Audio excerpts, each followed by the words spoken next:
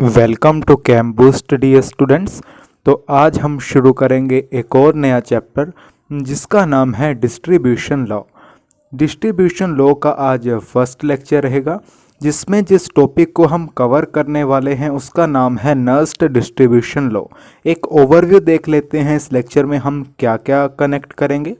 सबसे पहले हम स्टेटमेंट समझेंगे नर्स्ड डिस्ट्रीब्यूशन लॉ की, देन हम फॉर्मूला देखेंगे नर्स्ड डिस्ट्रीब्यूशन लॉ का। थर्ड, हम उन कंडीशंस को देखेंगे जिसके फॉलो होने पर ही हम नर्स्ड डिस्ट्रीब्यूशन लॉ का यूज़ कर सकते हैं। देन हम थर्मोडायनेमिक डेरिवेशन देखते हैं नर्स्ड डिस्ट्रीब्यूशन लॉ का। उसके बाद हम कुछ न्यूमेरिकल प्रॉब्लम्स को देखेंगे नर्स्ड डिस्ट्रीब्यूशन लॉ के बेस पर जो होंगे। बहुत ही इम्पोर्टेंट टॉपिक है एग्जाम पॉइंट ऑफ व्यू से। तो चलिए हम चलते हैं सबसे पहले नर्स्ड डिस्ट्रीब्यूशन लॉ की स्टेटमेंट की तरफ। तो चलिए सबसे पहले हम समझेंगे नर्स्ड डिस्ट्रीब्यूशन लॉ की स्टेटमेंट को। ध्यान से सुनिएगा डियर। युगलफिश एंड बर्थेलोट सर ने 1872 में एक ऑब्जर्वेशन दी। वो ऑब्जर्वेशन क्या थी कि उन्होंने दो इमिसिबल सॉल्वेंट्स के मिक्सचर को लिया। इमिसिबल सॉल्वेंट्स बेसिकली वो सॉल्वेंट्स जो आपस में मिक्स नहीं होते। For example water and ether, आपने लैब में देखा भी होगा, नहीं भी देखा तो आप जब जाओगे नेक्स्ट टाइम तो एक छोटे बीकर में वाटर लेना और उसमें ईथर ऐड करना, तो आप देखेंगे उनकी दोनों की सेपरेट लेयर, अलग अलग लेयर की फॉर्मेशन हो जाएगी। तो इन्होंने क्या किया कि जो मिक्सचर था दो सॉल्वेंट्स का, दो इमिसिबल सॉल्वेंट्स का, उसमें एक सोल्यूट को ऐड किया। वो सोल्यूट सॉलिड भी हो सकता है और लिक्विड भी हो सकता है। तो इन्होंने देखा कि जो सोल्यूट है वो अपने आप को डिस्ट्रीब्यूट करता है इन दोनों सॉल्वेंट्स के बीच में। फॉर एग्जांपल हम एज्यूम कर लेते हैं कि जो सोल्यूट है वो है एक्स, यानी एक्स सोल्यूट के मॉलिक्यूल्स होंगे और एक सॉल्वेंट ए है और एक सॉल्वेंट बी है। हमने एक्स सोल्यूट को ऐड किया है solvent A and solvent B के मिक्सचर में। तो सॉल्वेंट एक्स के मॉलिक्यूल्स अपने आप को solvent A and solute X के मॉलिक्यूल्स अपने आप को solvent A and solvent B के मॉलिक्यूल्स में कुछ इस तरीके से डिस्ट्रीब्यूट करेंगे कि अगर हम सोल्यूट की कॉन्सेंट्रेशंस निकाले दोनों सॉल्वेंट्स में, यानी सॉल्वेंट ए में सोल्यूट की कुछ ना कुछ कंसंट्रेशन रही होगी, इसी तरीके से सॉल्वेंट बी में एक्स सोल्यूट की कुछ ना कुछ कॉन्सेंट्रेशन रही होगी। इन दोनों कॉन्सेंट्रेशंस का अगर हम रेशियो लें तो वो कांस्टेंट होगा, कांस्टेंट टेम्परेचर पर। ऐसा हमारे पास कहा बर्थेलोट एंड युगलफिश सर ने 1872 में। बेसिकली होता क्या है डियर, जैसे ही हमने सोल्यूट एक्स को ऐड किया solvent A and solvent B के मिक्सचर में, तो जो सोल्यूट एक्स के मॉलिक्यूल्स हैं वो ए से बी में पास कर रहे होते हैं और बी से ए में पास हो रहे होते हैं। एक टाइम ऐसा आता है जब ये रेट बैलेंस हो जाता है, यानी एक डायनेमिक इक्विलिब्रियम सेटअप हो जाता है।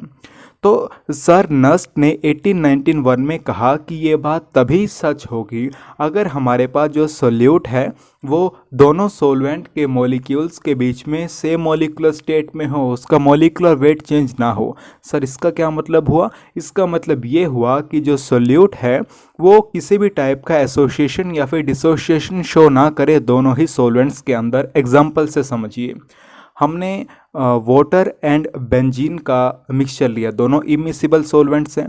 इसमें हमने सोल्यूट ऐड किया बेंजोइक एसिड। तो जो बेंजोइक एसिड है ना डियर, वो बेंजीन में डाइमर फॉर्म कर लेता है, यानी CH3COOH ट्वाइस की फॉर्मेशन हो जाती है, यानी मॉलिक्यूलर वेट चेंज हो गया, मॉलिक्यूलर स्टेट चेंज हो गया। ये एग्जाम्पल हो गया एसोसिएशन का। अगर डिसोसिएशन के एग्जाम्पल की बात करें, मान लो हमने HCl लिया और उसको मिक्स किया है एक नॉन पोलर सॉल्वेंट के साथ, इसमें हमने सोल्यूट ऐड किया HCl। अब HCl तो वाटर में डिसोशिएट हो जाएगा लाइक डिजोल्व लाइक प्रॉपर्टी के कारण, तो अगेन मॉलिक्यूलर स्टेट चेंज हो गया, मॉलिक्यूलर वेट चेंज हो गया। तो इन दोनों ही केस में हम ऐसा नहीं कह सकते कि जो सोल्यूट हमने ऐड किया है टू इमिसिबल सॉल्वेंट्स में वो अपने आप को कुछ इस तरीके से डिस्ट्रीब्यूट करेगा कि उसकी कॉन्सेंट्रेशंस का रेशियो दोनों सॉल्वेंट में कॉन्स्टेंट रहेगा, कॉन्स्टेंट टेम्परेचर पर। क्लियर? तो यही बात यहाँ पर नर्स्ड डिस्ट्रीब्यूशन लॉ की स्टेटमेंट में कही है। आइए देखते हैं स्टेटमेंट। ए सोल्यूट सॉलिड और liquid distributes itself between the two immiscible solvents in such a way that the ratio of the concentrations of the solute in the solvents is constant at constant temperature. independent of any other molecular species present provided that the solute has the same molecular state in both the solvents। ये जो line है independent of any other molecular species present, इसका मतलब ये है कि हम कह रहे हैं कि जो सोल्यूट की कॉन्सेंट्रेशंस का रेशियो है दोनों सॉल्वेंट्स में वो कांस्टेंट रहेगा। अगर बाहर से हमने मान लो NaCl ऐड कर दिया, कोई और स्पीशीज़ की प्रेजेंस आ गई, तब भी ये रेशियो है कांस्टेंट ही रहेगा। नो डाउट अगर वाटर जैसा सॉल्वेंट है उस पर हम NaCl डाल रहे हैं तो वाटर की डेंसिटी या फिर उसकी आयनिक स्ट्रेंथ जरूर इफेक्ट हो सकती है, लेकिन जो रेशियो है ये सोल्यूट का दोनों सॉल्वेंट्स में, उसकी कॉन्सेंट्रेशंस का रेशियो इन दोनों सॉल्वेंट्स में वो कांस्टेंट रहेगा कांस्टेंट टेम्परेचर पर, प्रोवाइडेड कि जो सोल्यूट है वो किसी भी टाइप का एसोसिएशन या डिसोसिएशन ना शो करे किन्हीं भी दोनों सॉल्वेंट्स में। क्लियर? तो आप स्टेटमेंट को नोट करें, हम फॉर्मूला देखेंगे, आप थोड़ा और कनेक्ट कर पाएंगे स्टेटमेंट को। फॉर द टाइमिंग इतना नोट कर लीजिए। तो चलिए नेक्स्ट फॉर्मूला देखते हैं। If A solute X distributes itself between the two immiscible solvents A and B, then if X remains in the same molecular state in both the solvents we have, वही statement वाली बात ही है ना कि X अपने आप को distribute कर रहा है दो immiscible solvent A and B में। अगर X से मोलिकुलर स्टेट में है तो हमारे पास जो सोल्यूट की कॉन्सेंट्रेशंस का रेशियो है दोनों सॉल्वेंट में वो कांस्टेंट रहेगा। Concentration of X in solvent A मान लो वो C1 है, divided by concentration of X in solvent B वो है C2। C1 बाई C2 के ये एक कांस्टेंट होगा। The constant K is called distribution coefficient और पार्टीशन कोफिशिएंट। क्लियर? ये पार्टीशन कोफिशिएंट को आप जरूर अंडरलाइन कीजिएगा। क्लियर? तो आप इतना नोट करें। देन हम उन कंडीशंस को देखते हैं जिनके अंडर हमारा डिस्ट्रीब्यूशन लॉ वैलिड होगा। चलिए, conditions under which distribution law is valid. पहली condition, the temperature must remain constant throughout the experiment, कि पूरे एक्सपेरिमेंट के दौरान टेम्परेचर कांस्टेंट रहना चाहिए। ये बात तो हमने स्टेटमेंट में भी देखी थी। अब आपके माइंड में क्वेश्चन ये अराइज हो सकता है कि सर अगर टेम्परेचर कांस्टेंट ना हो, हम टेम्परेचर को चेंज करें तो ऐसा क्या हो जाएगा कि डिस्ट्रीब्यूशन लॉ वैलिड नहीं रहेगा। समझो डियर, टेम्परेचर इंक्रीज करने से क्या होगा, बहुत बेसिक से चलते हैं कि जो मॉलिक्यूल्स होंगे उनकी काइनेटिक एनर्जी इंक्रीज करेगी। तो इससे हो ये सकता है कि जो सोल्यूट की सोल्युबिलिटी है वो किसी एक पर्टिकुलर सॉल्वेंट में इंक्रीज कर जाए, तो उसकी कॉन्सेंट्रेशन चेंज हो जाएगी और कॉन्सेंट्रेशन का रेशियो चेंज हो जाएगा। जबकि डिस्ट्रीब्यूशन लॉ तो ये कहता है ना कि कॉन्सेंट्रेशंस का रेशियो सोल्यूट की दोनों सॉल्वेंट में कांस्टेंट रहना चाहिए। फॉर एग्जांपल मान लो 25 डिग्री सेल्सियस पर C1/C2 यानी सोल्यूट की कॉन्सेंट्रेशंस का रेशियो दो सॉल्वेंट में वो है 50, लेकिन हमने टेम्परेचर को इंक्रीज किया, मान लो 150 डिग्री सेल्सियस कर लिया, तो वहाँ पर C1/C2 70 आ गया। वो किस वजह से है, मान लो किसी एक पर्टिकुलर सॉल्वेंट में सोल्यूट की सोल्युबिलिटी बढ़ गई, यानी 50 से 70 हो गया, रेशियो तो चेंज हो गया। डिस्ट्रीब्यूशन लॉ तो कहता है कि रेशियो सेम रहना चाहिए, तो अगर सेम नहीं रहा तो डिस्ट्रीब्यूशन लॉ कहाँ ही वैलिड हुआ। क्लियर? वाइवा का क्वेश्चन ये बन सकता है। सेकंड है, the two liquids solvent should be mutually immiscible, कि जो दो सोलवेंट्स हम ले रहे हैं वो मिक्स नहीं होने चाहिए, इमिसिबल होने चाहिए। अब अगर मिक्स ही हो गए तो फिर डिस्ट्रीब्यूशन लॉ का पॉइंट ही क्या रह गया कि हम दो डिफरेंट सोलवेंट में ही तो कॉन्सेंट्रेशन देख रहे हैं, तो मिक्स हो गया तो एक ही सोलवेंट बन गया ना, तो यहाँ भी डिस्ट्रीब्यूशन लॉ वैलिड नहीं है। The amount of the solute added should be dilute, कि जो सोल्यूट का हम अमाउंट ऐड कर रहे हैं, जैसे एक्स सोल्यूट लिया था हमने सॉल्वेंट ए एंड बी में, तो उसकी जो अमाउंट है वो डाइल्यूट होनी चाहिए, कम होनी चाहिए। अगर होता ये है कि अगर हम अमाउंट बढ़ा देना डियर, तो जो इमिसिबल सॉल्वेंट्स हैं उनकी सोल्यूबिलिटी को ही इफेक्ट कर देता है। वही बात हो गई अगेन, अगर वो मिक्स हो गए तो सॉल्वेंट एक ही बन गया, फिर डिस्ट्रीब्यूशन लॉ का मतलब ही क्या रह गया। Fourth, the solute must have the same molecular state in both the solvents, that is it should not undergo association or dissociation। यही वही बात जो हमने स्टेटमेंट में डिस्कस की थी, जहाँ पर हमने एसिटिक एसिड एंड HCl का एग्जांपल लिया था, वही सब बातें हैं। क्लियर? और यही चीज़ आप लिमिटेशंस में भी लिख सकते हो डिस्ट्रीब्यूशन लॉ की, जो कि कंडीशंस है या फिर लिमिटेशंस। क्लियर? तो आप इतना नोट कीजिए। देन हम चलते हैं thermodynamic derivation of nurse distribution law की तरफ। तो चलिए नेक्स्ट हम देखते हैं thermodynamic derivation of the distribution law क्या कहता है। This thermodynamic derivation is based upon the principle that if there are two phases in equilibrium, that is, two immiscible solvents containing the same solute dissolved in them, the chemical potential of a substance present in them must be same in both the phases. Simple भाषा में समझते हैं। कहता है कि जो ये derivation है ये किस प्रिंसिपल बेस है। वो प्रिंसिपल ये है कि अगर हमारे पास जो दो फेजेस इक्विलिब्रियम में है, ये इक्विलिब्रियम वाला कॉन्सेप्ट वही है डियर जो हमने स्टेटमेंट में डिस्कस किया था कि हम एक्स सोल्यूट को ऐड कर रहे थे सोलेंट ए एंड सोलेंट बी में। तो सोल्यूट एक्स के मॉलिक्यूल्स ए और ए से बी में पास कर रहे थे, बी से ए में। इक्विलिब्रियम सेटअप हो रहा था जब रेट इक्वल हो जा रहा था, तो वही इक्विलिब्रियम की बात कर रहे हैं। लिखा है ना, two immiscible solvents containing the same solute dissolve in them. Clear. तो सिंपल लैंग्वेज में प्रिंसिपल ये है कि जो सोल्यूट हमारे पास दोनों सोलवेंट में प्रेजेंट है ना, ये सोलवेंट ए में भी प्रेजेंट है, सोलवेंट बी में भी सोल्यूट प्रेजेंट है, तो दोनों ही सोलवेंट में दोनों ही फेजेस में केमिकल पोटेंशियल की वैल्यू सेम रहेगी। क्या है केमिकल पोटेंशियल, ये देखते हैं। फॉर द टाइमिंग इतना नोट कर लीजिए।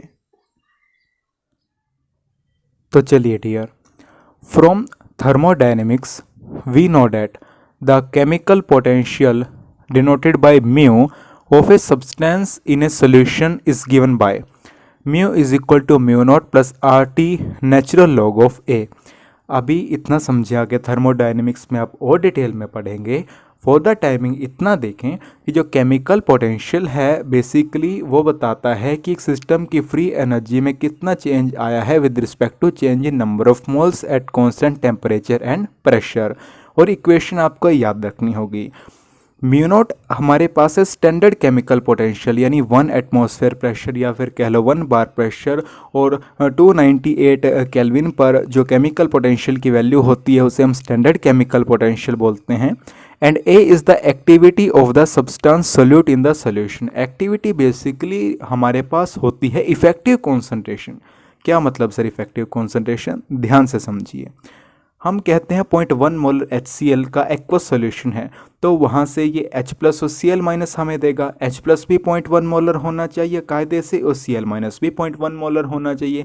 लेकिन ऐसा नहीं होता क्योंकि बाकी आयंस की प्रेजेंस इफेक्ट करती है। तो एक्चुअल में जो कॉन्सेंट्रेशन आती है वो होती है इफेक्टिव कॉन्सेंट्रेशन, ईजी लैंग्वेज में अगर हम समझे तो। अब आगे देखिए, now for the solute in liquid A. अब दो सोलवेंट है ना, सोलवेंट ए और बी में, जिसमें हम एक्स सोल्यूट को ऐड कर रहे हैं।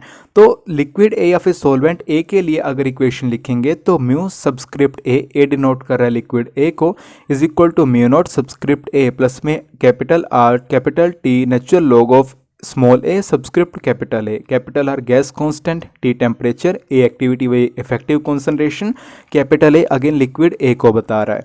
लिक्विड बी के लिए भी आप सेम लिख सकते हो, mu B is equal to mu B not plus में R T natural log of A B. इसे मानेंगे सेकेंड इक्वेशन। अब हम यूज़ करेंगे प्रिंसिपल का, जो क्या कहता है कि इक्विलिब्रियम पर जो हमारे पास सोल्यूट है प्रेजेंट है जो दोनों फेजेस में, उनकी केमिकल पोटेंशियल वैल्यू इक्वल होगी, यानी म्यू ए हो जाएगा इक्वल म्यू बी। जो थर्मोडायनेमिक डेरिवेशन का प्रिंसिपल है वो करते हैं। फॉर द टाइमिंग इतना नोट कर लीजिए।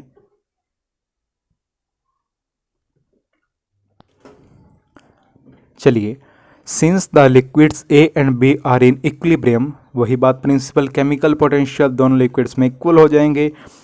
म्यू ए होगा म्यू ए नॉट प्लस में R T natural log of A is equal to mu B not plus में R T natural log of A B. अब थोड़ा सा रीअरेंज करते हैं। जो R T L of A B है उसे हम लेफ्ट हैंड साइड ले आते हैं। R T natural log of A minus R T natural log of A B. Mu A naught को उधर ले जाते हैं, mu B naught minus mu A naught. R T को अगर कॉमन ले तो अंदर क्या बचेगा, L N of A minus L N of A B. L N M minus L N N किसके इक्वल होता है, L N M upon N. तो वही चीज़ लिख दिया, L N M upon N. जो आर टी हमने बाहर कॉमन लिया था उसे हम राइट हैंड साइड ले गए। अब क्योंकि यहाँ पर मल्टीप्लिकेशन में था तो नीचे डिवाइड आ गया, इसे मान लेंगे आप इक्वेशन नंबर 4। आगे देखते हैं क्या कहता है। Further, at a given temperature, mu A naught and mu B naught are constant for a given substance in the particular solvents. Hence, at constant temperature 4 becomes। कहता है कि constant temperature पर अगर हम बात करें स्टैंडर्ड केमिकल पोटेंशियल की एक सब्सटेंस की एक पर्टिकुलर सोलवेंट में, वो कांस्टेंट होगा। एक्स सॉल्यूट हमने लिया था, सॉल्वेंट ए में भी एक्स सॉल्यूट है, सॉल्वेंट बी में भी एक्स सॉल्यूट है। तो एक पर्टिकुलर कांस्टेंट टेम्परेचर पर सॉल्वेंट ए में जो सॉल्यूट है उसका केमिकल पोटेंशियल भी कांस्टेंट होगा, और सॉल्वेंट बी में जो सॉल्यूट है उसका केमिकल पोटेंशियल भी कांस्टेंट होगा एक पर्टिकुलर कांस्टेंट टेम्परेचर पर। तो अब गैस कांस्टेंट, ये भी कांस्टेंट है, टेम्परेचर भी कांस्टेंट, ये दोनों भी कांस्टेंट, यानी पूरी ओवरऑल को मैं कांस्टेंट बोल सकता हूँ। तो वही लिखते हैं फॉर द टाइमिंग, इतना नोट कर लीजिए। चलिए, natural log of A A by A B is equal to constant. अब natural log A upon A B constant है, तो ए अपॉन ए बी भी क्या हो जाएगा, कॉन्स्टेंट आ जाएगा। तो इसे मानेंगे equation number 5। This is the exact expression for the distribution law. ये बात क्लियर हुई ना, कि जैसे मान लो कॉन्स्टेंट कोई भी वैल्यू 5 आ गई, नेचुरल लॉग को जब हम राइट हैंड साइड ले जाएंगे ना तो एक्सपोनेंशियल बनता है, यानी एक्सपोनेंशियल की पावर 5, वो भी एक कांस्टेंट वैल्यू आएगी। तो उस तरीके से हम बोल रहे हैं कि ये कांस्टेंट हो गया। This is the exact expression for the distribution law. ये एग्जैक्ट जो एक्सप्रेशन होता है डिस्ट्रीब्यूशन लॉ वो है एक्टिविटीज़ की टर्म में। However, if the solutions are dilute, the activities are equal to the concentrations. So that expression 5 can be written as कि अगर dilute solution लें तो जो activity है और concentration है उसको हम सेम लिख सकते हैं। तो वही आया concentration of A divided by concentration of B is equal to constant। और ये क्या है, distribution law की statement ही तो है dear, which is the original form of distribution law। Clear. तो यहाँ पर हमारे पास डेरिवेशन कंप्लीट होता है नॉइस डिस्ट्रीब्यूशन लॉ का। तो आप इसे नोट करें, देन हम कुछ न्यूमेरिकल प्रॉब्लम्स को देखते हैं। चलिए, पहला न्यूमेरिकल देखते हैं। स्टेटमेंट देखकर डरना नहीं है, बहुत ही सिंपल है, कॉन्सेप्ट आपके पास है, जस्ट एक बार सीख लो कैसे अप्लाई करना है। कहता है succinic acid has the same molecular weight in water and ether. Succinic acid की जो मोलिकुलर कंपोनेंट है वो चेंज नहीं हो रहा, यानी डिस्ट्रीब्यूशन लॉ एप्लीकेबल होगा। When varying amounts of the acid were shaken with ether water mixture the following results were obtained. Basically जो सक्सिनिक एसिड है वो सल्यूट है और ईथर वाटर वो दो सॉल्वेंट्स का इमिसिबल मिक्सचर है। हमने एसिड की जो अमाउंट है वो वेरी की है। सबसे पहले कॉन्सेंट्रेशन वाटर लेयर में अगर बात करें सक्सिनिक एसिड की, पहले 25.4 है, देन 33.2 है, देन 42.6 है। अगर ईथर लेयर में बात करें, पहले 4.2, देन 5.5 एंड देन 7.1।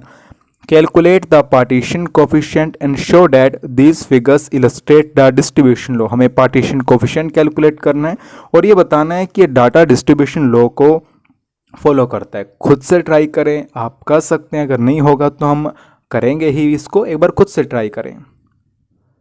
तो चलिए सॉल्यूशन देखते हैं। देखो, अगर कॉम्पिटिटिव एग्जाम में क्वेश्चन है तो हम इतना लिखेंगे नहीं, सीधा जाएंगे, लेकिन सेमेस्टर एग्जाम में लिखने के ही हमें मार्क्स मिलते हैं। तो थोड़ा एक बार तरीका भी हमें देखना होगा कैसे लिखना है।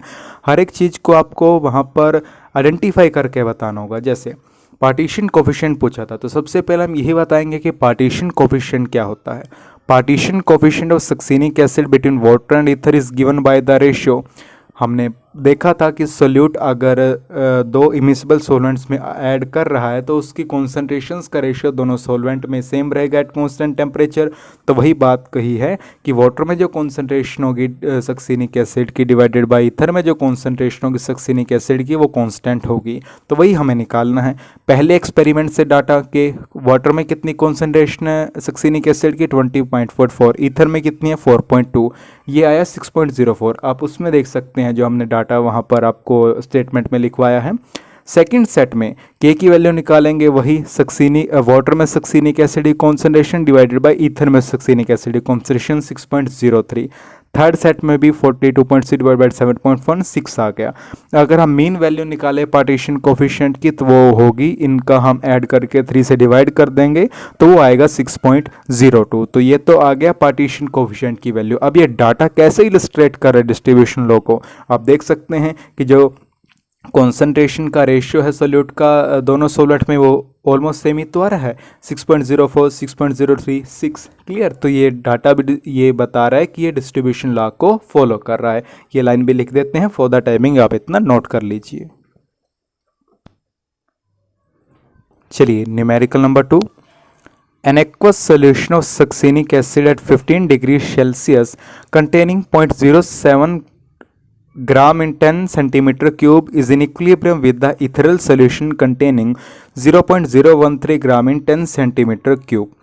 Succinic acid has its same molecular weight in both the solvents. कहता है कि सक्सीनिक एसिड का जो एक्वस सोल्यूशन है उसमें उसकी कॉन्सेंट्रेशन है 0.07 ग्राम इन 10 सेंटीमीटर क्यूब, जो कि इक्विलिब्रियम है कि ईथर सोल्यूशन के ईथर के सोल्यूशन के साथ, जिसमें सक्सीनिक एसिड की कॉन्सेंट्रेशन है 0.013 ग्राम इन 10 सेंटीमीटर क्यूब। और सक्सीनिक एसिड का दोनों सोलेंट में नॉर्मल मोलिकुलर वेट है, तो अगेन डिस्ट्रीब्यूशन लॉ एप्लीकेबल होगा, हमें हिंट मिल गया। आगे क्या पूछा है, what will be the concentration of an ethereal solution which is in equilibrium with an aqueous solution containing 0.024 gram in 10 centimetre cube. एक दूसरा एक्सपेरिमेंट है जिसमें अगेन इथरल सोल्यूशन इक्विलिब्रियम में है, वॉट एक्वस सोल्यूशन के साथ दोनों में सक्सीनिक एसिड की अमाउंट है। जो एक्वस सोल्यूशन है उसमें दी गई है अमाउंट हमें इथरल सोल्यूशन में निकालनी है। कैसे प्रोसीड करेंगे, देखो पहले से हम पार्टीशन कोफिशिएंट निकाल लेंगे। डिस्ट्रीब्यूशन लॉ क्या कहता है कि सोल्यूट की कॉन्सेंट्रेशन का रेशियो सेम रहेगा जब तक टेम्परेचर कांस्टेंट है, तो यहाँ पर भी पार्टीशन कोफिशिएंट की वैल्यू तो सेम होगी जो हम पहले एक्सपेरिमेंट से कैलकुलेट करेंगे। यहाँ पर पार्टीशन कोफिशिएंट की वैल्यू हमारे पास है, वो किसके इक्वल होगा, concentration in water divided by concentration ethereal solution.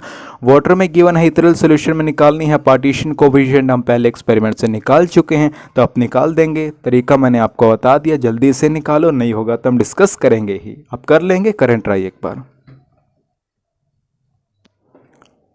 चलिए सॉल्यूशन देखते हैं। पहले जो डाटा गिवन है वो लिखते हैं। फर्स्ट एक्सपेरिमेंट में सक्सीनिक एसिड कॉन्सेंट्रेशन वाटर में गिवन है 0.07 ग्राम in 10 centimetre cube.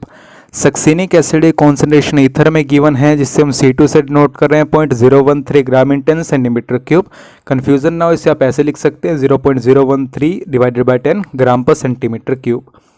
We have given that succinic acid has the same molecular weight in both the solvents, so we can use यहाँ पर we have given succinic acid the normal molecular weight यहाँ पर लिख लेना in both the solvents, so we can use distribution। वो क्या कहता है कि सोल्यूट की कॉन्सेंट्रेशन का रेशियो दोनों सोलवेंट में कांस्टेंट रहेगा।